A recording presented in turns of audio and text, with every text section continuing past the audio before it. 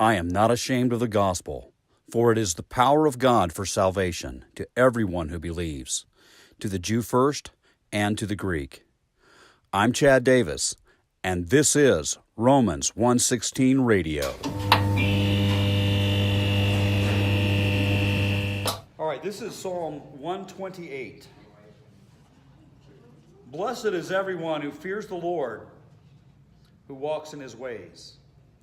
You shall eat the fruit of your labor of your hands. You shall be blessed, and it shall be well with you. Your wife will be like a fruitful vine within your house. Your children will be like olive shoots around your table. Behold, thus shall the man be blessed who fears the Lord. The Lord bless you from Zion. May you see the prosperity of Jerusalem all the days of your life. May you see your children's children. Peace be upon Israel. In this song,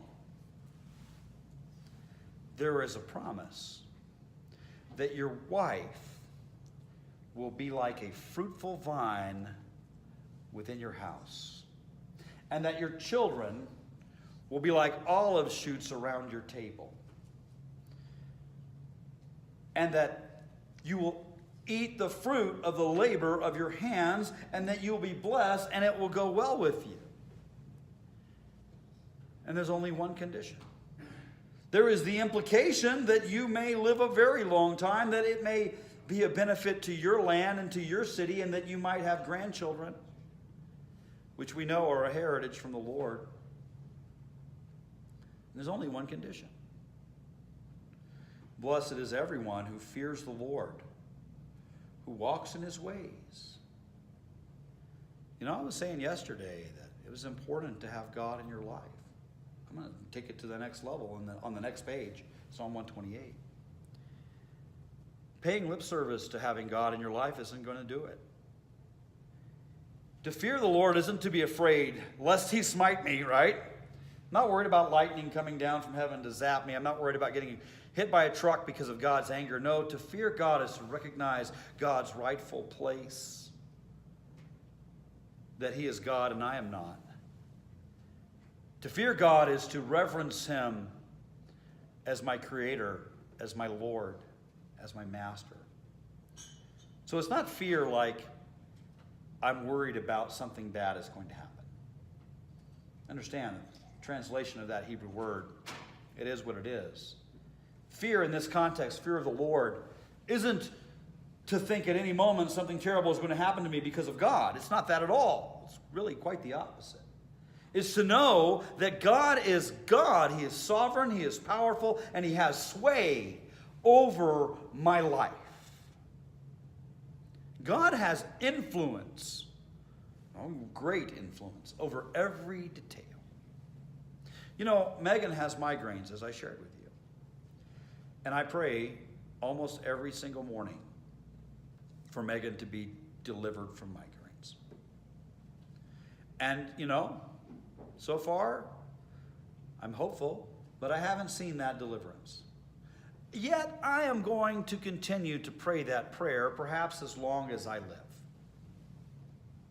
Because it is God whom I fear. Because if anyone can do anything about her migraines, it's not a doctor. She's had all the treatment, she's been all the drugs, she's got the Botox injections, that's injecting poison into your face. She's been on a drug that has a side effect where she can't remember things and can't do complicated math. I mean, she's chosen some disability in order to be on this drug called Topamax. It's tough. I'm waiting on God to save my wife from her migraines, and even if he doesn't, I'm going to pray every day for this. Because I fear the Lord. I believe that he has authority and control over my life, to include my wife's medical conditions. Everyone who fears the Lord and who walks in his ways. Now, there's probably 25, 30 people in here.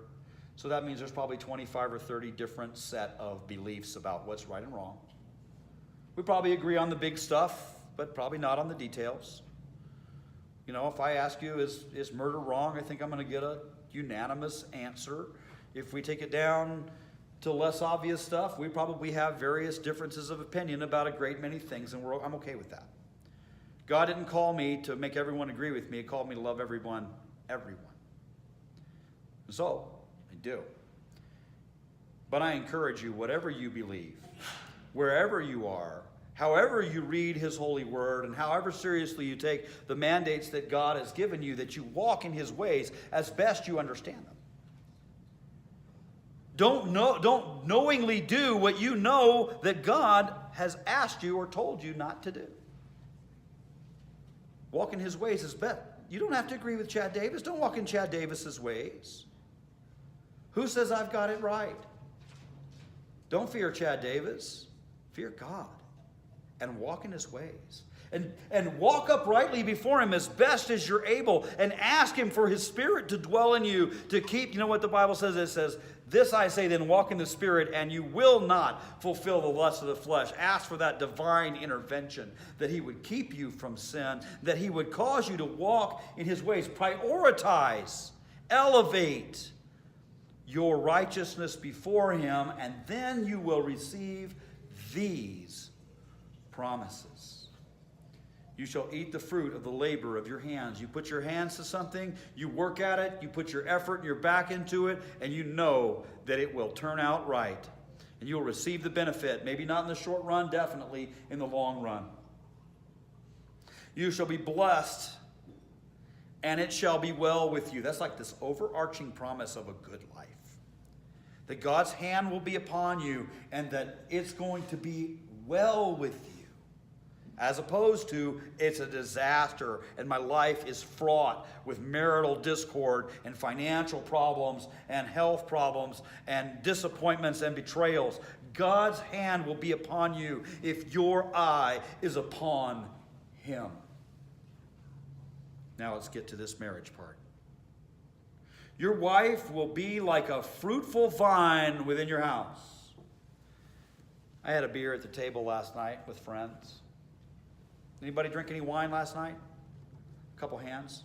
See, in the ancient world, wine was a very important part of society.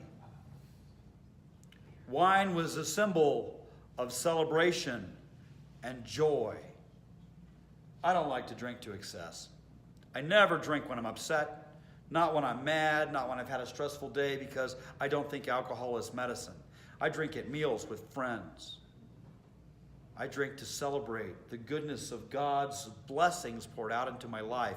And the fruitful vine within your house is the thing that produces the grapes, that produces the wine. The wife in your house is the thing that produces the joy, the happiness. Your wife will be the joy producer in your home if you fear the Lord and walk in his ways. So a couple of you were telling me that you had been to Fort Leonard Wood, Missouri. And I used to do these retreats in Branson, Missouri.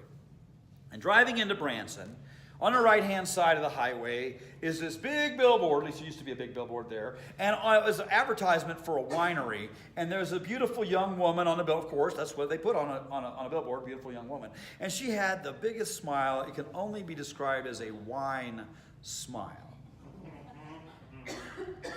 Right? It's a picture of the intoxicating joy that your marriage ought to be. And it can be, and it will be, if you will just do the one thing that he's asked you to do. Fear the Lord, walk in his ways. One condition, and your wife is a fruitful vine within your house. The source, a renewing source that renews itself year after year of lasting happiness and overflowing goodness.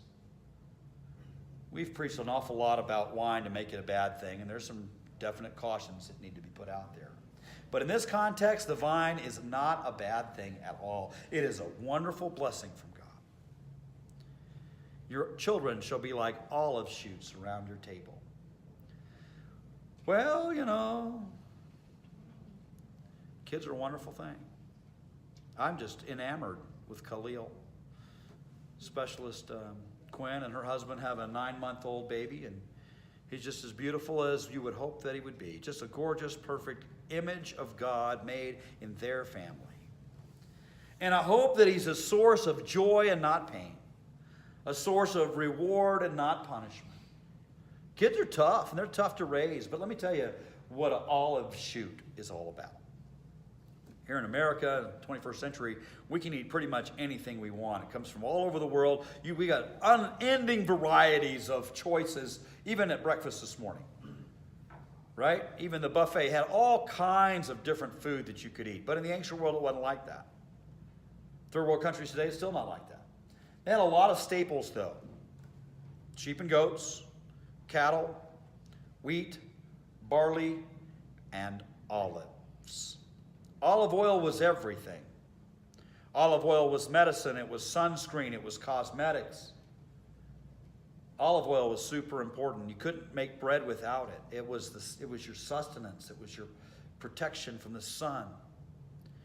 You know, when you got up in the morning, you wanted to make yourself presentable, you didn't get out Miss Clairol or L'Oreal.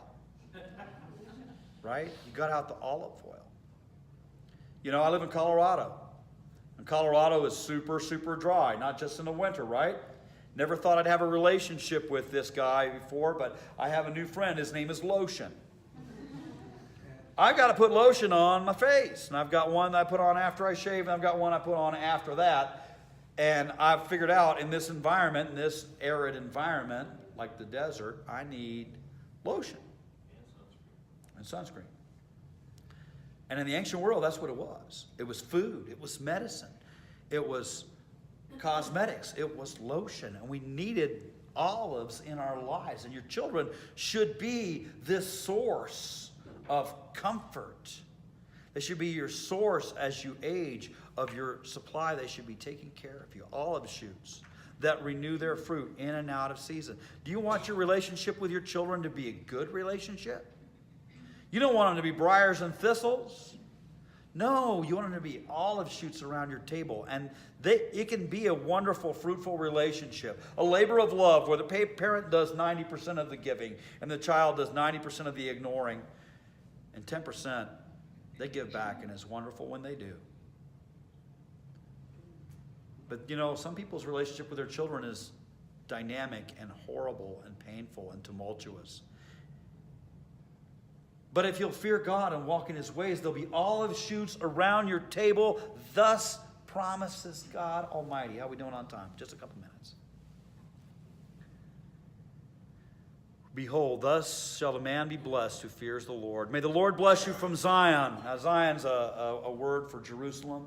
And it says, may you see the prosperity of Jerusalem. But you don't live in Jerusalem.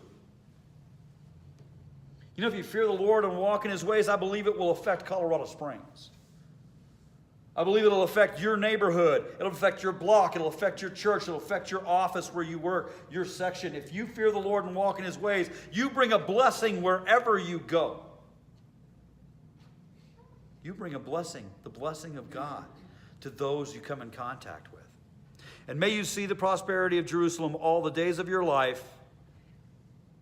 And may those days be many. You know, Psalm 91, read that on your own time. So God grants a long life to those who fear him. And may you see your children's children. I'm waiting for the day. Megan bought baby clothes again yesterday at Costco for a 2-year-old boy she's not met. His name is Riley, and he is Chris's son, and Chris is our daughter Brittany's boyfriend. And one of these days, I hope that he proposes and that little boy will come into our life and be our grandson, but we'd like to see our own children's children as well. It's a blessing from God. It comes from nowhere else. There's nowhere else can you get this fulfillment but from God who gives children as a reward. So says Psalm 127.